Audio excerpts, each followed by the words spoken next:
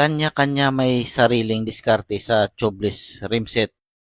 Kaso lang ito ang nangyari sa tubeless rim set na ginawa ay nilagyan po ng pinaka-airlock niya. Nagupit ng interior na size 14 tapos hinati tapos ginawa na airlock dyan sa rim na yan na gagawin tubeless rim set. Kaso lang, ito, mababa ang gulong, manipis. Kaya pag inabot ng pako yan, napupunit. Kaya ang nangyayari dyan, singaw talaga yan. Kasi, ang sealant kasi, hindi yan akma sa interior. Kasi walang ply yan eh. Ngayon, kahit lagyan mo ng sealant yan, pag napunit ang airlock na nilagay mo, katulad yan, inabot ng pako, ay matik yan. Sisingaw yan. Kasi, hindi niya kaagad masilyuhan ang lahat ng rayos. Kasi, may nakaumang na airlock. Kaya, ang gagawin natin dito ay babaguhin natin. Tanggalin natin ang airlock na ito sa aking naman paraan. Ito naman ay hindi naman natin na kinukundina ang paglagay ng airlock. Kasi, kanya-kanya naman diskarte. Ito kasi, pag nasira ang pito nito, pag nasira itong gitna, palit ka ng buo nito. Oo. Hindi katulad na pito lang palitan mo. Ito buo. Kaya pag sira nito, ito sira. Ito, sira, hindi na matanggal. Buo na yan ang papalitan. Okay? Yan naman ang paliwanag ko sa mga may airlock.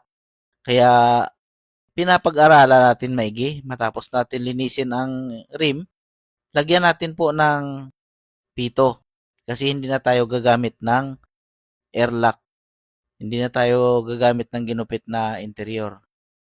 Dito sa pagkakataon na to, lagyan natin ng lubricant paste para at least makatulong sa paglapat. Ganun po ang aking paraan naman. Ngayon, ito ang problema dito, ang rider. Ano? Yeah? Paano? Pakabila? Pakabila? Sa gilid yan eh. Eh, yun ang rotation niya eh. Hindi. Pag ano nga, pag naluluma,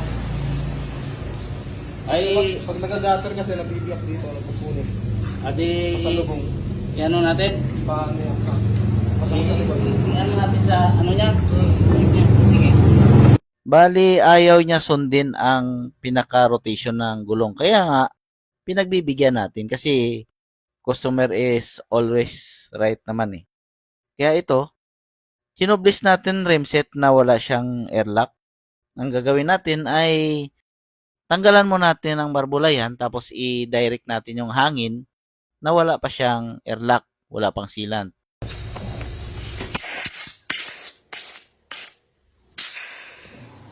Yan, na-compress na natin siya ng hangin. Lagyan natin ng tire valve.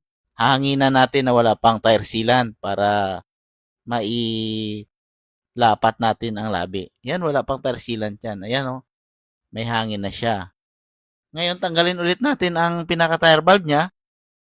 Tapos, lagyan ng tire sealant para proteksyon na yan sa lahat ng rayos niya. Direct na yung tire sealant yan sa rayos niya. Kaya kahit mapako yan, masundot yan, walang mapupunit na tire sealant. Marami din talaga mga diskarte sa paggawa ng tubeless rim set.